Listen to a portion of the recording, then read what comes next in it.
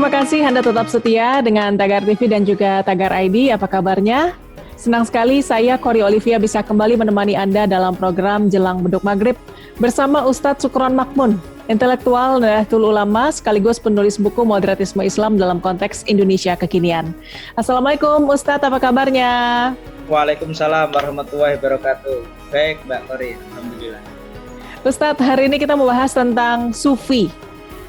Bagaimana sih cara berpikir seorang Sufi dan bagaimana agar Muslim mengikuti jalan Sufi? Terima kasih Mbak Kori ya. Ini pertanyaan yang menarik dan ini memang kaum perkotaan ini sekarang lagi tren untuk membaca tasawuf modern ya.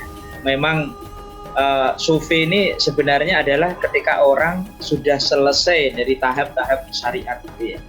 Tahap-tahap syariat selesai, maka hakikat itulah tasawuf ya. Jadi kalau orang Sufi ini kalau beribadah intinya ya harus ikhlas. Jadi ibadah itu bukan karena neraka dan surga. Kemudian ketika memandang harta ini bahwa harta itu boleh di dalam genggaman seseorang, tetapi jangan pernah ditaruh di hati. Karena kalau harta ini ada di hati kita, untuk keluar susah. Ketika kehilangan juga susah. Intinya bahwa orang boleh memiliki di tangan itu. Para sahabat misalkan Sayyidina Utsman, Abdurrahman bin Auf ya. Sahabat-sahabat yang kaya ini boleh orang itu kaya. Sayyidina Abu Bakar juga orang kaya. Tetapi harta ini bukan di hati mereka. Jadi ketika ada kebutuhan, karena ini harta itu bahkan sahabat itu ketika dikasih makan misalkan ya, ada seorang yang memberi hadiah gulai kambing. Itu sahabat bilang, ini ada tetangga yang lebih membutuhkan, kasihkan aja. Sampai muter, ini bilang juga, dikasihkan yang lebih membutuhkan, muter lagi sampai kepada yang pertama. Jadi orang tidak merasa butuh. Kalau sekarang kan orang itu ada bansos itu keroyokan, kadang orang itu kaya merasa tidak mampu. Ya. Tapi ada juga orang Sufi itu yang memilih untuk tidak memiliki harta banyak. Karena kadang harta banyak ini sangat menggoda. Hal-hal yang kaitan dunia ini sangat menggoda. Makanya mereka ada yang memilih menjauhi. Jadi memilih hidup menjadi seorang fakir, ya, menjadi seorang yang melarat, tetapi kaya secara spiritual. Ketika memandang umat lain, ya, makhluk-makhluk yang lain, orang Sufi itu selalu menggunakan pandangan cinta. Makanya orang Sufi itu punya doa, Allahumma rzuqna hubbaka. Jadi wahai Tuhanku, karuniai kami cinta kepadamu. Allahumma rzuqna hubbaka wa hubba man yuhibbuka, dan cinta orang-orang yang mencintaimu.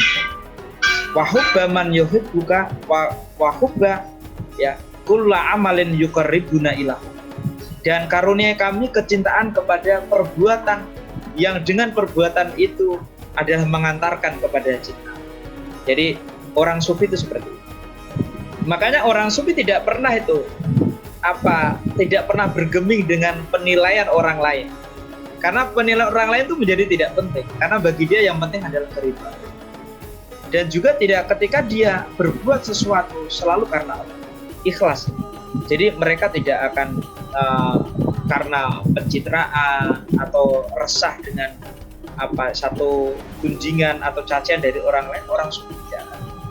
Dan dia memandang makhluk Allah, bahkan tidak hanya sesama manusia ya, kepada makhluk Allah yang lain dengan tumbuhan, dengan binatang, itu orang Sufi selalu dengan kasih sayang. Makanya kan tidak mau mematahkan pohon. Karena kalau dalam kitab Ihya Ulumuddin misalkan, semua yang hidup ini bertasbih, mensucikan nama Allah. Bahkan benda mati yang menurut pandangan kita ini tidak hidup, kalau pohon dan hewan itu jelas. Tetapi benda mati itu dalam kamus Tuhan, kalau menurut orang Sufi itu sebenarnya tidak mati. Makanya tidak ada benda mati dalam kamus Tuhan. Maka pada zaman Nabi Daud, air, gunung, batuan itu ikut bertasbih, ikut mensucikan Allah yang Maha Suci, Maha Agung. Bagi orang Sufi, semua yang ada di sekitar kita ini makhluk Allah semuanya bertasbih. Makanya dia enggan untuk menyakiti binatang, enggan menyakiti tumbuhan. Jadi semuanya dirawat karena bertasbih. melihat sesuatu dengan cinta. Jangankan sesama manusia, hewan aja mereka perhatikan dengan. Sesama manusia mereka tidak terlalu peduli dengan perbedaan-perbedaan, karena mereka melihat bahwa makhluk ini adalah manifestasi dari Tuhan. Ibarat cermin ini, cermin itu ada bayangan ya.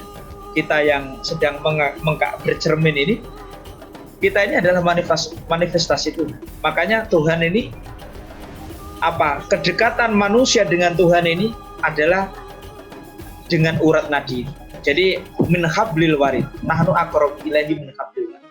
Kedekatan seorang makhluk dengan Tuhan ini adalah sedekat atau sejauh urat nadi kita. Jadi sangat dekat. Maka mau melakukan keburukan itu ya tidak mau. Orang sufi itu takut. Mau melakukan keburukan ini kita diawasin sama Tuhan. Kemudian ketika melihat ini pandangannya itu pandangan cinta. Makanya tidak ada tuh orang sufi yang galak. Tidak ada orang sufi yang balas dendam. Karena dendam, marah itu tanda bahwa orang itu belum dekat kepada Allah. Kalau orang itu dekat dengan Tuhan itu pasti pandangannya cinta. Orang cinta itu kan ketika melihat yang buruk aja jadi indah. Tapi kalau orang benci melihat yang baik pun tidak pernah. Kira-kira seperti itu. Baik, Pak Ustadz. Terima kasih Pak Ustadz untuk waktunya. Sehat selalu. Sampai ketemu lagi besok, Pak Ustadz. Ya, terima kasih Mbak. Sampai ketemu para pemirsa Tagar TV dimanapun berada. Semoga tetap semangat nih puasa yang sudah 10 hari terakhir itu, semangat dan tetap sehat. Amin. Tagarians, demikian jelang beduk maghrib program khusus Tagar TV di bulan Ramadan bersama ulama NU, Ustadz Sukron Makmun. Subscribe YouTube channel Tagar TV dan klik loncengnya juga untuk mengikuti video menarik membahas topik terhangat hanya untuk Anda. Saya Kori Olivia, Tagar TV.